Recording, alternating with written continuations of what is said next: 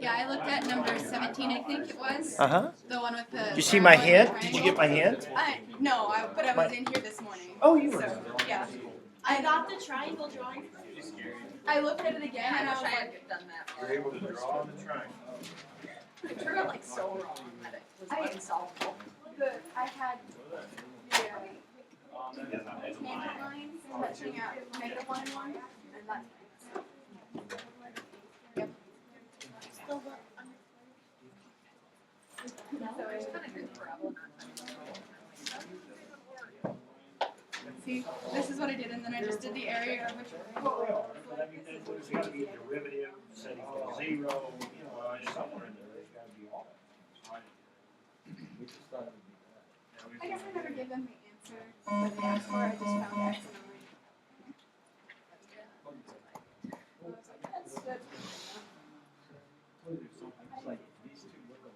Like I think 9 is actually 25.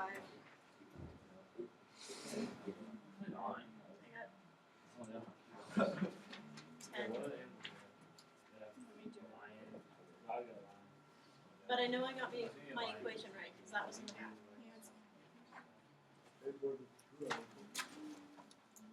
Alright, this is this everything? Yeah. 4 through 9 and 17. Bien hecho.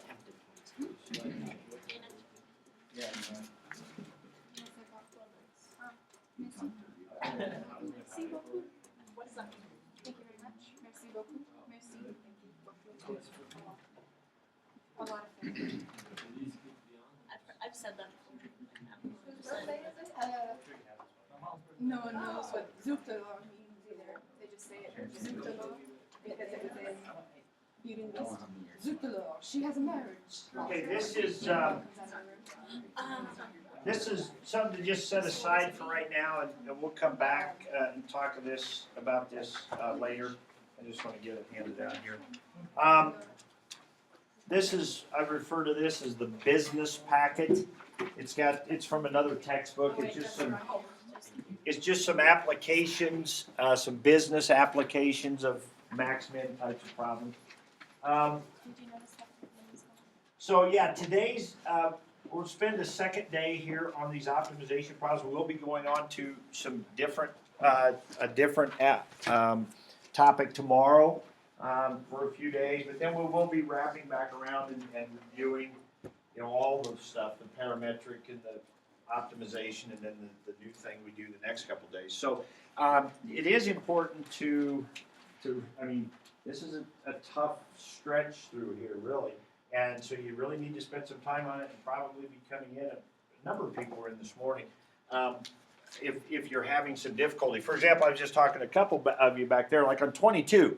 If you don't have any, on every one of these problems, it's an optimization like a max min. If you don't have some sort of equation set up and a derivative set equal to 0 and a list of candidates or number line, then you're not doing enough, right? I mean, every problem that's a max or a min's got to have that component. I mean, here we go with this. Now, it was a pretty simple scenario. Number 22, I'll admit, is just a square, right? I mean, it was a 10 by 10 or whatever the thing came out to be, and it was just a pretty routine problem, but we're getting the process down that we need to go through on these problems, okay? So let's go from easier to harder here.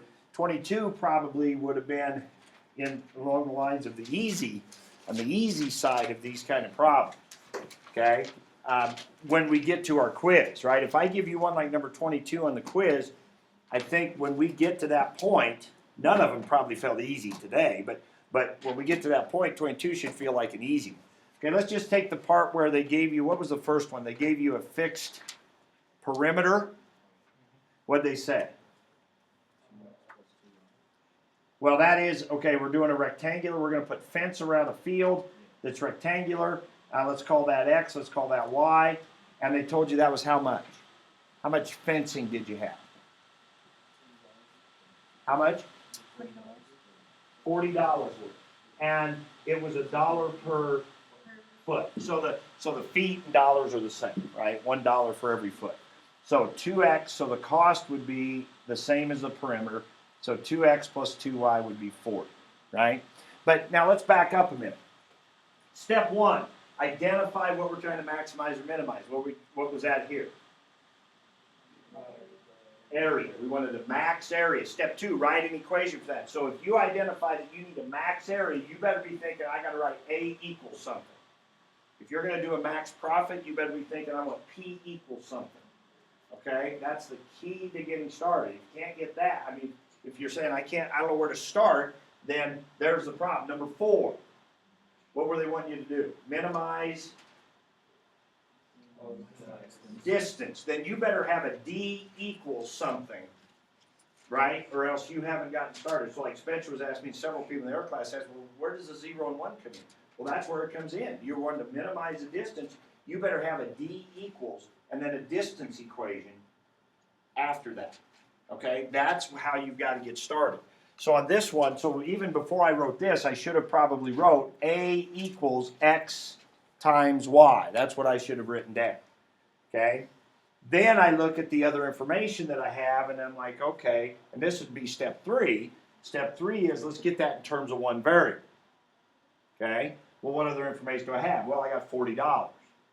$40 for the perimeter would be that. So what do I do with that then? Solve for Y. Solve for one of them, probably solve for Y because we're used to working with X, so that's probably a good idea. And so Y would be 20 minus X. So then I substitute that in here and I get X times 20 minus X. So I get A equals 20X minus X squared. This is what I wasn't seeing on some people's papers. You've got to have that. And that gets you through step 3. Now, when we get to here, right, we said that these first 3 steps are the hardest part. Some problems are pretty easy. That wasn't too hard right there.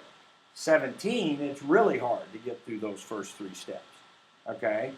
And then some problems like number 11, it's pretty much just given to you. Okay? 4 is a little harder to get to. But then we go through just the math of finding a maximum, which is list of candidates. You check your endpoints, which is a little tricky sometimes to find endpoints, so you got to think about that. But endpoints, where the derivative is 0 and where the derivative is undefined. Okay? And then you do your list of candidates, or maybe a number line if you only have one candidate, and then you answer the question. So that part we should be comfortable with because we've already done a bunch of that, and we did some more on Friday. All right? But getting the thing set up is the key. So now in this problem, we're now down to where we just do the math part of it. So we want to do our list of candidates. So we want to check where the derivative is 0. So 20 minus 2x equals 0. You solve that, you get x equals 10.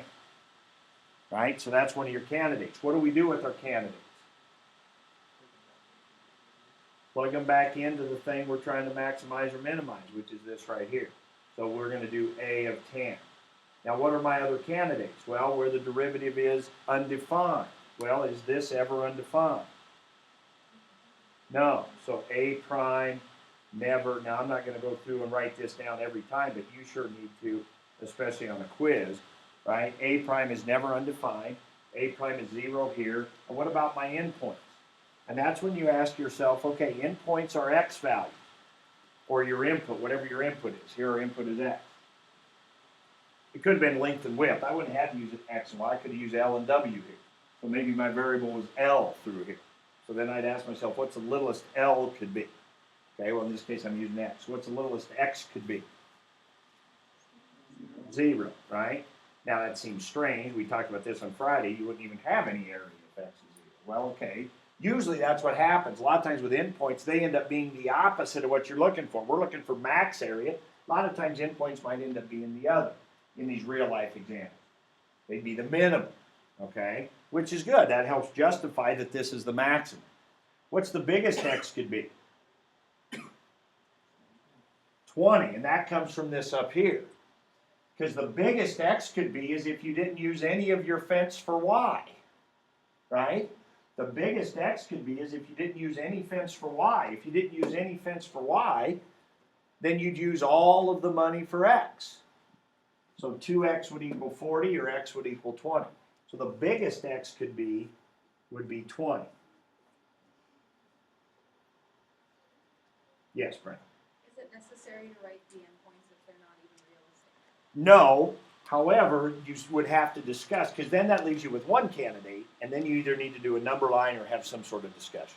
Okay, so you always need to justify that what you're finding is the max. So one way would be to do what I'm doing right here. You put a 10 in, back into A, we get 200 minus 100, so that's 100. This would be 0, this would be 0, so you'd say, okay, there's your max. And then you always answer the question. And what was the question? Dimension or area or what? You wanted to know what was the max area? So then your answer, so then off somewhere you would write 100 square feet with units. 100 square feet is the max area, and that's your answer. But all of this is your justification. Now, if you want to also say, hey, those endpoints don't make any sense, I'm going to do a one candidate thing, do a number line, show that it goes plus to minus, that kind of thing, or some sort of discussion where that proves that this is the max, then I'm okay with that too. I'm okay with that as well. All right? So that, to me, that is kind of a bread and butter. Anybody say that anymore? Okay. Just a basic, common, ordinary, what other adjectives can I throw in here? Run-of-the-mill, standard optimization problem, okay? With a little bit of secondary information, a pretty easy equation to set up.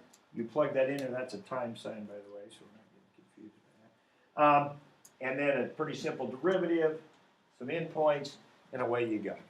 Okay? Are you recording class? I am. Okay. Yes, I did remember. Just watching out for Yeah. bending. Thank you. Now let's go back to maybe one that's a little trickier. Number 4. A few people in the other class asked the same question Spencer asked me today, and I'm guessing some more of you had the question, where's the 0, 1? Because they said, well, we looked back at the example, and they used 0, 0, but they couldn't see where they used it in their example, right? Where'd they use the 0, 0? Well, I'll show you. So here's my picture. They gave me this equation of this line. So that would have a y-intercept of 2, and would go down 2 over 1. So it would come through just like so. And then here's the point 0, 1. And it says, where is the point on this line that is closest to this point? Well, it certainly isn't going to be a point over here, because that's farther away, or it's not going to be a point over here, because that's farther away. Matter of fact, it's probably got to be right in there somewhere.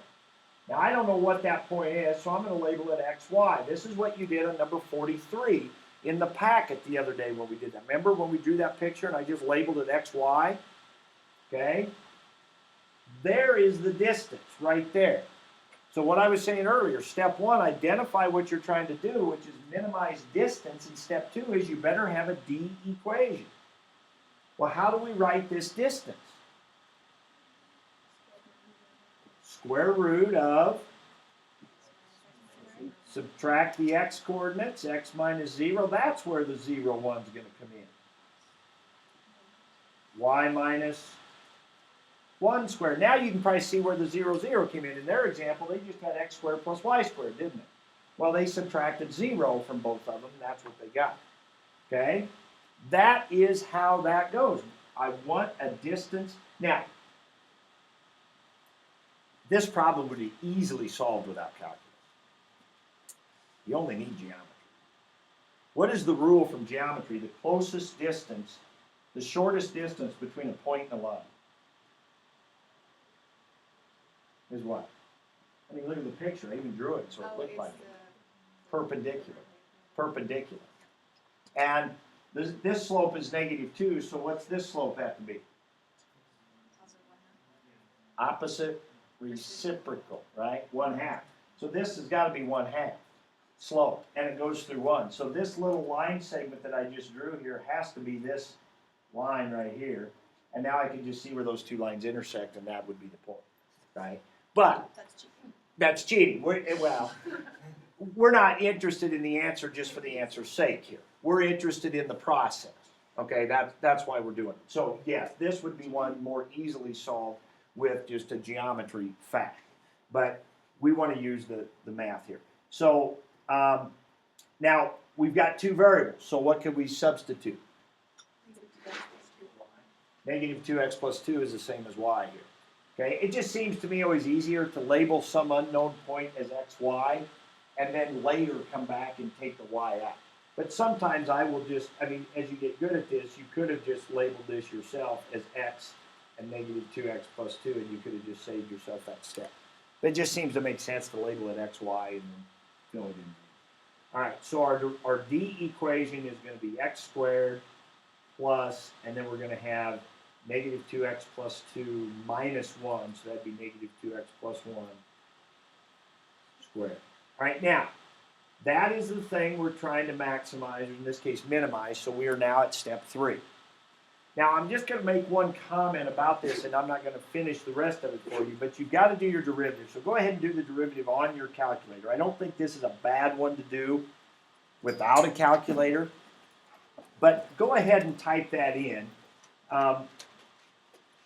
While you're doing that, I'm going to write down what I think some things happen with this here.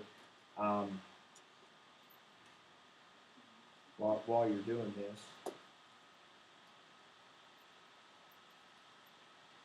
Go ahead and type in that D equation and have it do the derivative of it.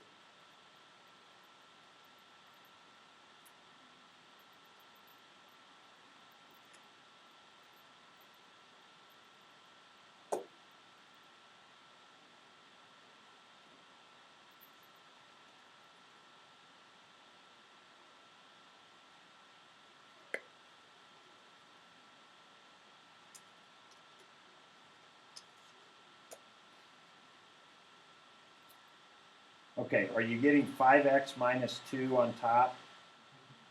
And then square root of 5x squared minus 4x plus 1 on the bottom? All right, now what do you need to do with that next? Okay, now off to the side here, I've kind of worked that out by hand. If you were to FOIL this out, if this was a no calculator problem, it's not a horrible no calculator problem, really. You could FOIL that out, combine like terms, you end up with this. It'd be all that to the 1/2 power. We should be able to do that derivative. We can bring the 1/2 down in front, leave the inside alone, drop it to negative 1/2, multiply by the derivative inside. 10x minus 4. The 1/2 times the 10x minus 4 would give us the 5x minus 2. This negative power would flip down to the bottom, and that's what we see there. Okay? But what I want to explain to you here is you can work smart with your calculator, because at this point, let's say you're doing all calculators. So you've done the derivative. You now need to set it equal to 0. Now you could do a solve and type that whole thing in. And you wouldn't have to type it in. You just got it, so you could just go up and grab it. So it's not a bad thing to do. But I'm saying that sometimes you can save yourself some work. When does a fraction ever equal 0? When the top is 0. So just looking at this, you can tell, when is 5x minus 2 going to equal 0? You can solve it in your head almost. At 2/5, right? So you just add a 2, divide by 5, it's at 2/5. Now, where is d prime undefined? When the bottom is 0, right? So whenever you get a fraction for a derivative, this is what, so really, and I don't even care about the square root. It's when this inside thing is 0. Because if that's 0, the square root will be 0, right? So now solve that. Now here's where a calculator would come in more handy. So do a solve on that. Just do 5x squared minus 4x plus 1. Sometimes to find out where the derivative is undefined, you need to use your calculator to solve when does the bottom equal 0. Okay? And again, we wouldn't need to put the square root in it, because if the thing inside is 0, the square root will be 0. And what do you get?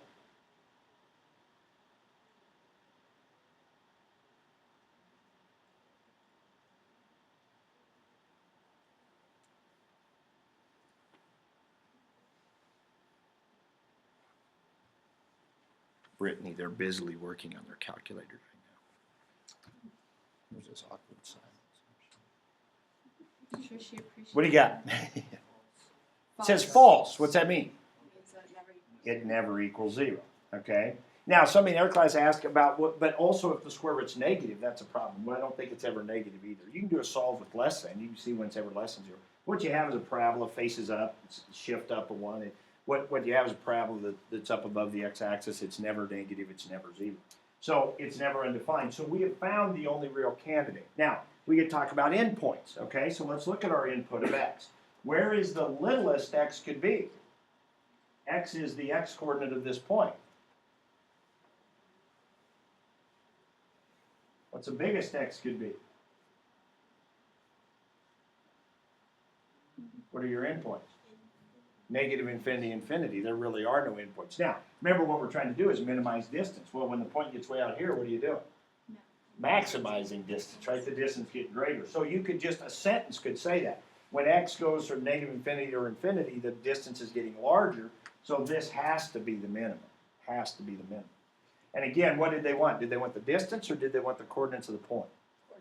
Coordinates of the point. So we found x was 2/5, so now you'd have to plug your 2/5 back into this equation, get the y, and then you would give the coordinates of the point as your answer. The last step is always answer the question that they ask.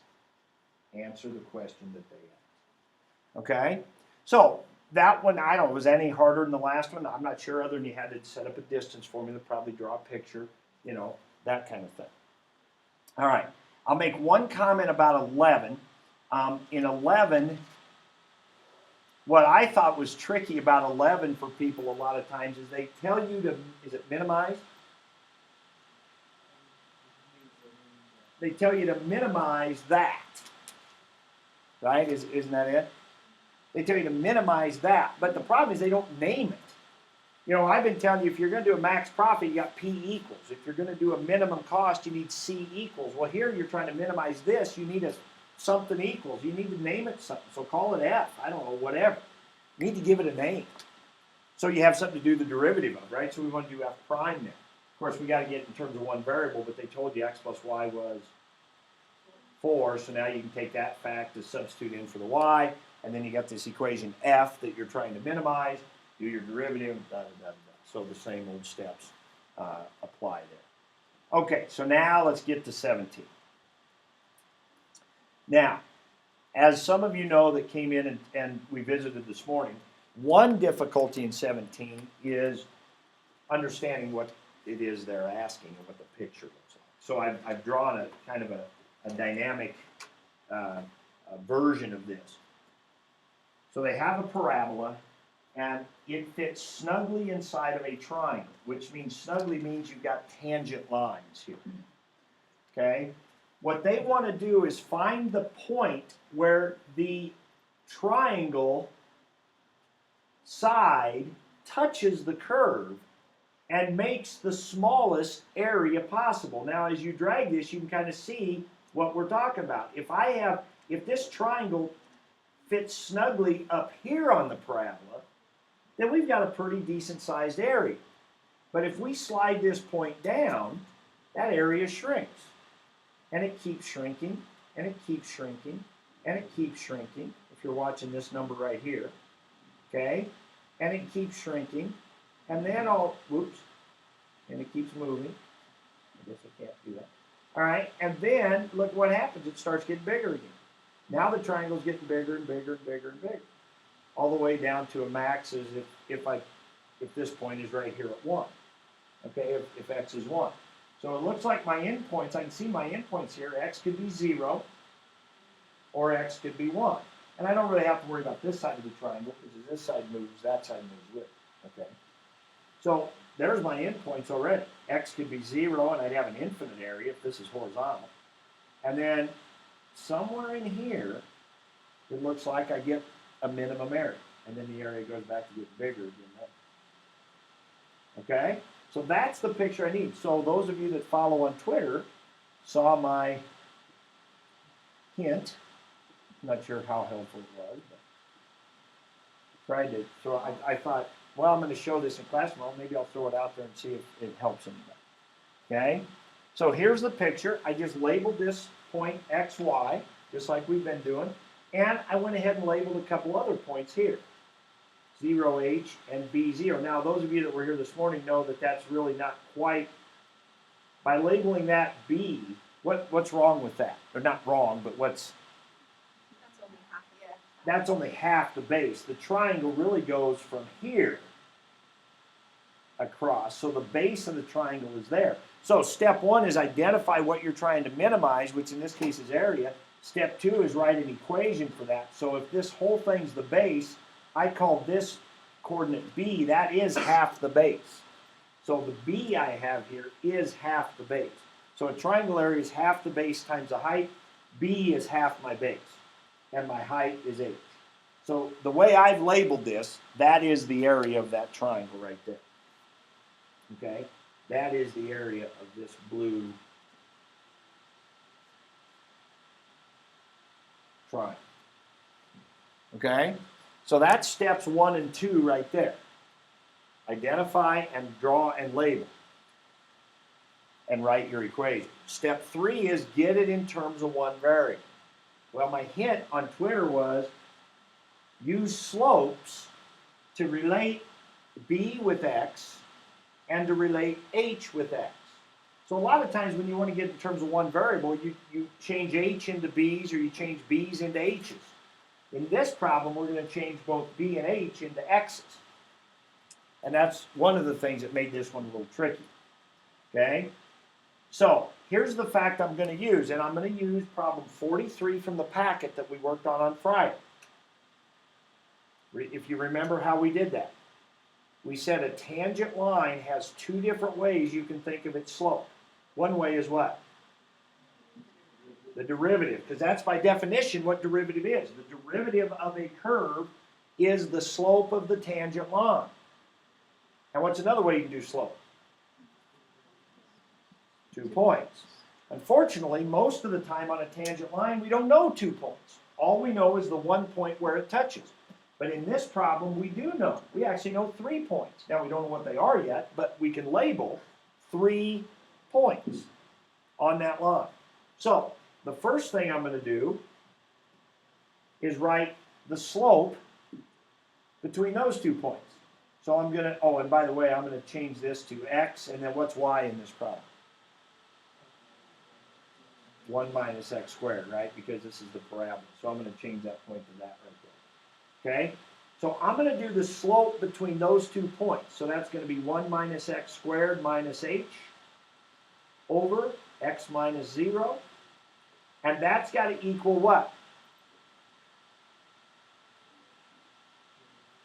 The derivative, right? So one way to write the slope is slope between 2 points. Another way to write the slope is the derivative. And so those have to be equal. So that allows me to now solve that for h. So I can multiply this x over to this side and get negative 2x squared equals 1 minus x squared minus h. And now I can add the h over to this side. And I can add this 2x squared over to this side. So if I add 2x squared to a negative 1x squared, that'd be positive 1x squared. So by just getting the h over there by itself, I end up with h equaling 1 plus x squared. That's kind of nice. So I can come over here and I can change this h to a 1 plus x squared. Okay, now I need to do the same thing with b. So let's do that in red. So now I'm going to take these 2 points and do that same thing. So negative 2x on this side. And now subtract the y, so that'd be 1 minus x squared minus 0. And subtract the x's, and that would be x minus b. And I'm going to do the same thing there. I'm going to multiply this over to this side. This is negative 2x squared plus 2xb. And on this side, I get 1 minus x squared. Distributive property, right? I just multiplied that x minus b over there and distributed. Now I want to get the b by itself, so I'm going to add 2x squared to this side, so that'd be 1 plus x squared equals 2xb. And then I'm going to divide by 2x. So 1 plus x squared. Now, if you're thinking, there's no way I would have thought to do all that. Well, yeah, maybe not this first time we see a problem like that, but now we've been talking about this strategy of labeling our graphs like this with the x and the y and that kind of thing. We've talked about this idea of 2 different ways of writing slope, slope between 2 points and derivative, are both slope of this tangent line, and equating those. So those are things to try. Okay? So that's what b is. So b is 1 plus x squared all over 2x. Now I'm going to leave the rest of that for you. Now we're at step 3. We've now got our equation with one variable. So now we need list of candidates. Where's the derivative 0? Where's the derivative undefined? What are the endpoints? We already talked about the endpoints. Littlest x could be is if it's up here, x is 0. The biggest it could be if x is down here is 1. Right? So that's left, and you use your calculator to do the rest of that. Now, something the other class did say something that was kind of interesting. I'd never thought of doing it this way, but it really is a nice thought, and maybe some of you thought of this. They said they tried to do point slope form because they had a tangent line, and they were thinking, well, they were trying to write the equation of that tangent line. And the more I thought about it, I thought, that's a great idea. I could see why you would think of that. And that could be a real handy thing to do. It works actually exactly the same way. So what they were thinking was this, okay, because they had my picture. So this is 0h, and this was x and 1 minus x squared. And this was b comma 0. And so what they did is they said, okay, one way to write this tangent line equation would be this. For the y, I'll put 1 minus x squared. Well, this is where they kind of fell apart. This is kind of where they weren't sure what to do. But what you could do is for the y, put 1 minus x squared. What could you put in for the m? The negative 2x, right? The slope of that tangent line, the derivative. In place of the x, we just leave x because that stands for any x that's on there, just like this y stands for any y, so that's where this comes in. What would you put for your x point? Let's say we're doing this one first. Put in 0 and your y point, h. And look at this. 1 minus x squared equals negative 2x squared plus h. Add your 2x squared to the other side, you get h equals 1 plus x squared, which is just what we just had. And that's pretty slick, okay? And then the other one would be put your 1 minus x squared again in for y, put your negative 2x in for the slope, put your x there, now use this point, x minus b plus 0. So you distribute here, you get negative 2x squared plus 2xb equals 1 minus x squared, and the same thing's going to happen. You're going to add that over there. And then you're going to divide by your 2x, and you get what we had for b. The difficulty in using this one here, well, it actually doesn't matter because we needed to do 2 of these because we needed both b and h. But this can be a strategy. So when we have a problem later on, I say, hey, it's like the Shanghai problem. This is what you want to remember. 2 different ways of writing the slope, or in this case, 2 different ways of writing the tangent line equation. One with derivative and one with the points in there, and either do slope between 2 points or try this. It works out the same.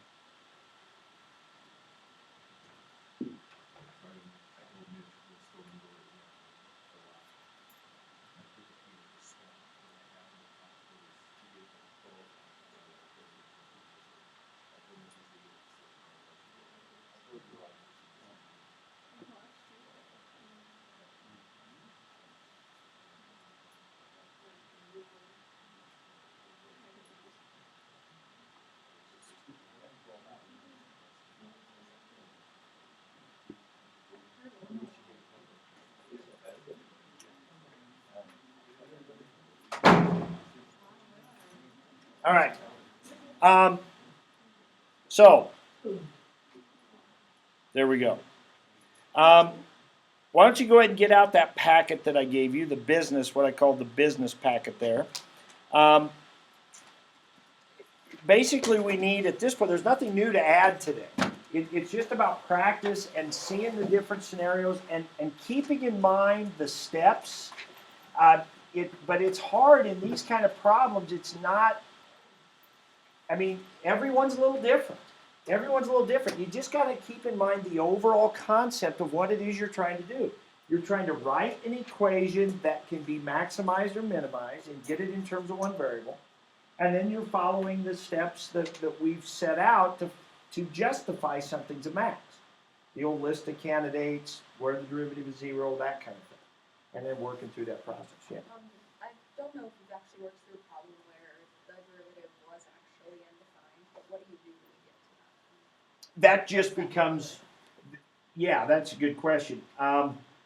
Let's say right here, if we just stuck this in and it would have come out x equals 1/5, right? The derivative was undefined. This was 0 when x is 1/5. You would just add it into your list of candidates.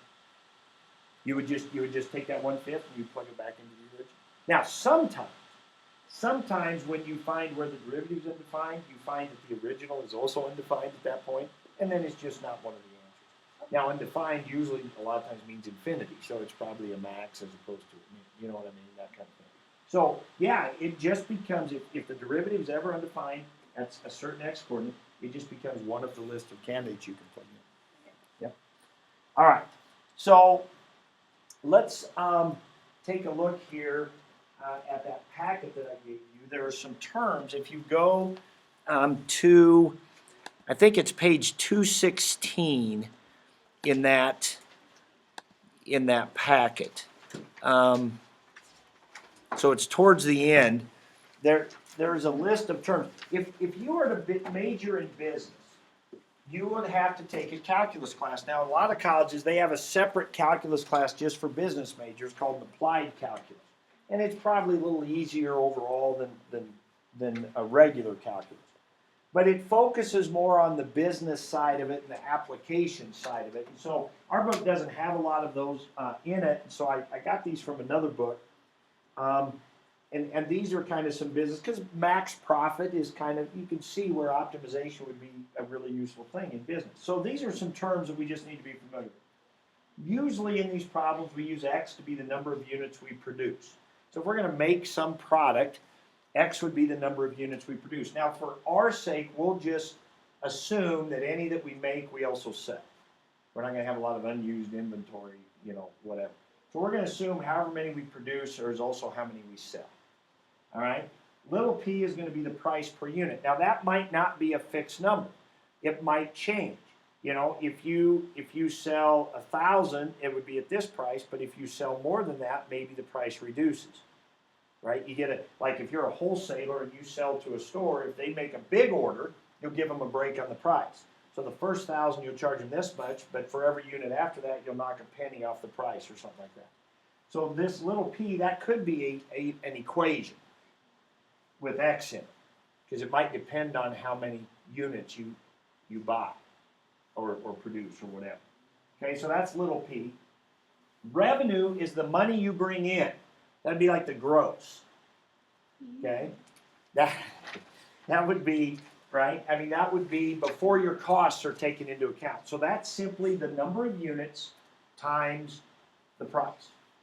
Number of units times the price. So they write that X times P. All right? And then, of course, there's your cost of producing them, labor and, you know, utilities and rent on building and whatever. And then your revenue minus your cost is your profit. So that's another equation that's important to remember. Profit is revenue minus cost.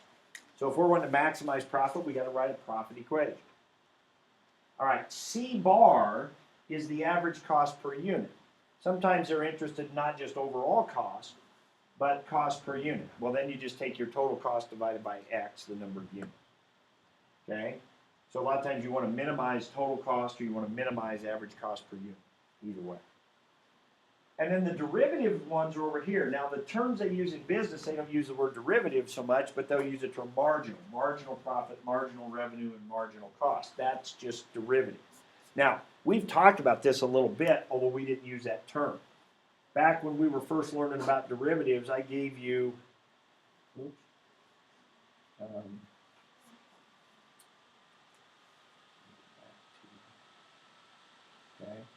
When we were first talking about derivatives, I gave you an example like this. Let's say I was selling textbooks and P was profit. So P is dollars. And my input, we're going to sell calc textbooks. Something exciting. What could be more exciting? All right. And if I gave you this expression right here, one of our early quizzes when we were first learning derivatives, I gave you something like this and you had to put it into words. So if our input here is number of textbooks and our output P is dollars, profit. Somebody want to tell me what this sentence says? Want to take a crack at it? It's slow. Let's don't use the word slope. Let's use real life. When you sell 300 textbooks, it's going to be 50 cents a textbook or something? 50 cents a textbook per textbook. We're real close. Yep. Selling 300 textbooks is increasing by 50 That would be the cents. key, Okay. the increasing.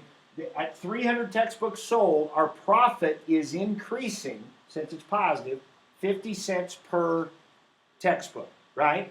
Now, what that would tell a business person is they should make more textbooks, because their profit is still increasing. This doesn't mean they're making 50 cents a textbook. It means their profit is increasing by 50 cents a textbook. They might be making $12 a textbook, but at this rate of production, that profit is still increasing, right? When would they want to stop making textbooks? When everyone has a textbook. Which would be when P prime is 0. When P prime is negative, the profit's starting to go back down.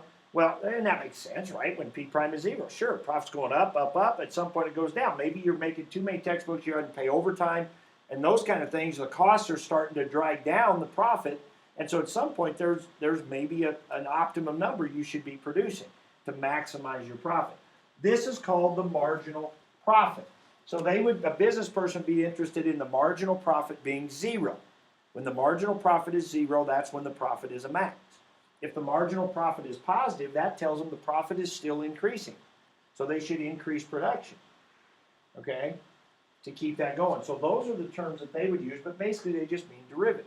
They just mean derivative. So if you see those terms, we're not going to have a big amount of emphasis on this, but there are some problems in the packet that will be assigned as part of homework. And the couple that you have today are pretty easy. The ones in the book are going to take a little longer. So that's what I want to focus on right now. So we're going to start on our homework here, and I'm going to work through the first part of one of the problems with you.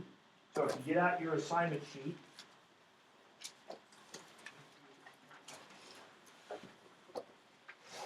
okay, if you get out your assignment sheet here, we're on this section that says 4.3, day 2.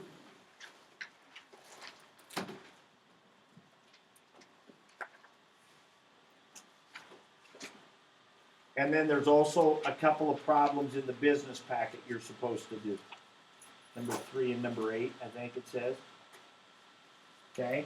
Number 3 and number 8 in the business packet, and then there's 4 problems in the book.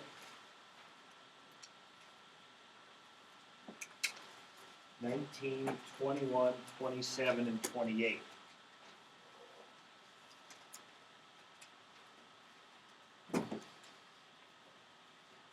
I am going to help you with number 28.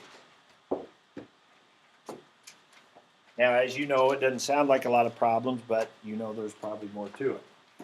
And there definitely is, especially on number 28. Okay?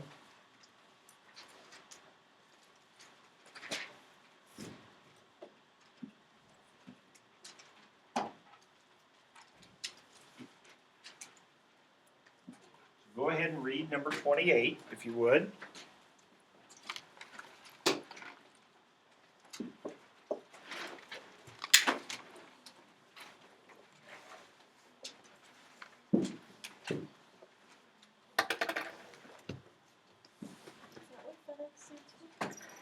No. I think they made that up so they wouldn't maybe get in trouble. I don't know. I don't know why they'd get in trouble. I think it's supposed to be a joke. It's just federal. I think it's supposed to be a play on words, maybe a little bit. Just 'cause they think they're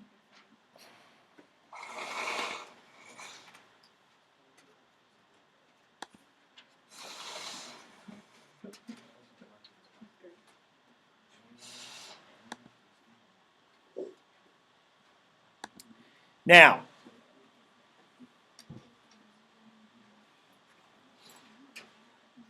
okay, so you've read 28, or reading 28. Now, it says on 28 that they limit the size of the package. Now, I don't know if it's so much limit the size, but if you exceed certain guidelines, then you're probably paying extra. Okay, is probably what happens. But in this case, we say that they limit the size. And so when they say what is the largest mailable thing here, that's what we're finding. So we're looking for maximum. Now, in 28A, they talk about a cube. Well, a cube's pretty easy. A cube is x times x times x for the volume. It only has one variable. That's the simplest example. I'm going to leave that one for you to do. I'm going to help you with B. Now, B and C are very similar. Okay? But we're going to do B. So B says find the dimensions of the malleable rectangular parcel with a square base that has the largest volume. Hint, you must consider two cases depending on which side is longer. Okay, so 28 not only has multiple parts, but each of the parts has multiple parts. Or a couple of parts have multiple parts. So this one is somewhat involved. All right, so let's start here.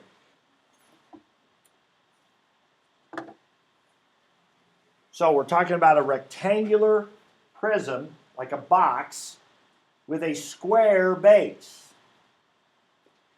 Now the limit is what? It says it's the long side plus the girth, which we'll get to here in a minute, which is basically the distance around the package. Okay? The long side plus the girth can't go over 108. Okay? Well, there's two situations depending on which one's the long side. Now, the first one that comes to my mind would be a parcel that looks like this.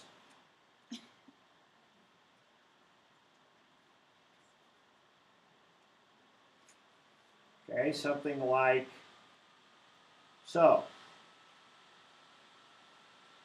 Not the greatest picture in the world. Not bad. Okay? Where this is the long side. Now, what would one look like where this wasn't the long side? Well, if you turn it on its side, then it doesn't have a square base. It's got to have a square base. So if this isn't the long side, this would have to be the short side, right? So the other situation would be the one that would look, would be the one that looks something like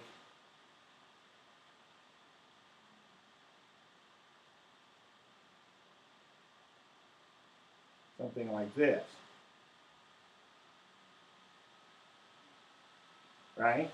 Something like that, where the longest side was part of the,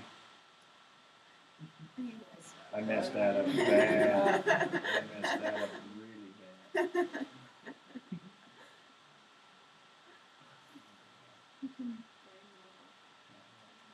Yeah, it was this part.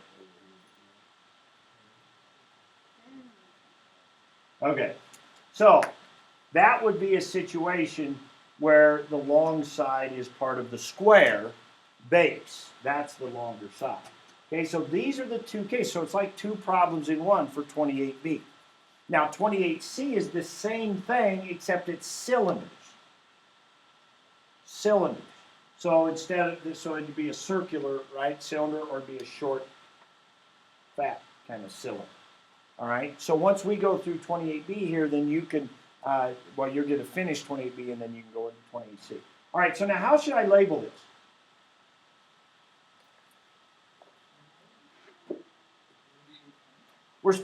Step one, identify what we're trying to maximize. Volume. So I need a V equals equation, right? Okay, now how can I label this? Remember, that's a square base. So what do you want to call this? Okay, good choice. How about this?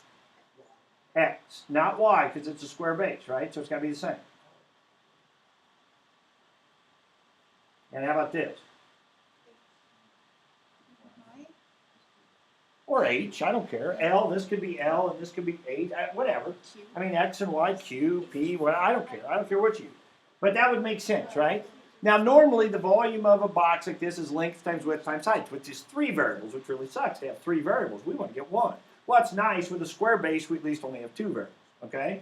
So we've got x squared times y, all right? So we got 2 variables. So step 2 was to write an equation, V equals of what we're trying to maximize. So we got that. Step 3 is get it into 1 variable. How can we do that? That girth thing with the 108, right? Okay, so let's investigate that. It says the long side, what's the long side here? Y plus the girth, right? So the long side plus the girth, and the girth is basically the distance around. But what it says is the perimeter perpendicular to the long side. Okay? So it can be so long and it can be so big around. That's what they're saying. Well, in this case, wouldn't this be the girth? Would be this distance around here? Which is what? X plus X plus X plus X? 4X. Now that cannot exceed 108. So you could say less than or equal to 108, but couldn't we assume that to maximize our volume, we'd want to do what? Equal 108. I think we'd want to use all 108 allowable inches. Oh. Okay? So I think we can assume there that we want that to be equal to 108. And then that is going to help us, right? Because we can solve for y. So we get 108 minus 4x. We can sub that back into there. We get x squared times 108 minus 4x. And away you go. You've now got the volume equation that you're trying to maximize. You can do your list of candidates, blah, blah, blah, blah, blah, and get all that done and answer the question the way it's asked. Now, but wait a minute.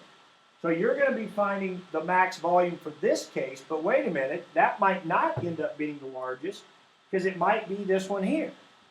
So let me help you with this one real quick. So let's do the same thing. X, X, and Y. So our volume equation is the same, but what's going to change is the girth. Remember, it's the long side. What's the long side here? X plus the girth. Now, where's the girth? It's perpendicular to the long side. So if this is the long side here, perpendicular would be this way, wouldn't it? So it's not 4y. It's this perimeter here. Right? Here's the long side. Well, both these are long side, but we just pick one. So here's the long side. Perpendicular to that would be this distance around. What is that? 2x plus 2y. It'd be x plus y plus x plus y. It'd be 2x plus 2y. So we have the long side x plus the girth, which is 2x plus 2y, equals 108. So now you'll solve for y, but that'll be different than the other one.